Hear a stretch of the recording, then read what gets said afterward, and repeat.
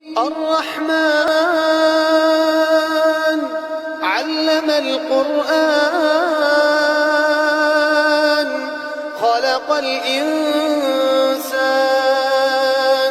علمه البيان الشمس والقمر بحسبان والنجم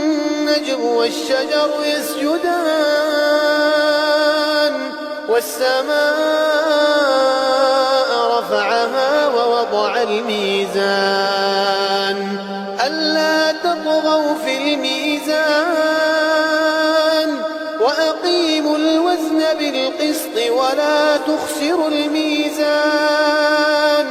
والأرض وضعها للأنام فيها فاكهة والنخل ذات الأكمام والحب ذو العصف والريحان فبأي آلاء ربكما تكذبان خلق الإنسان من صلصال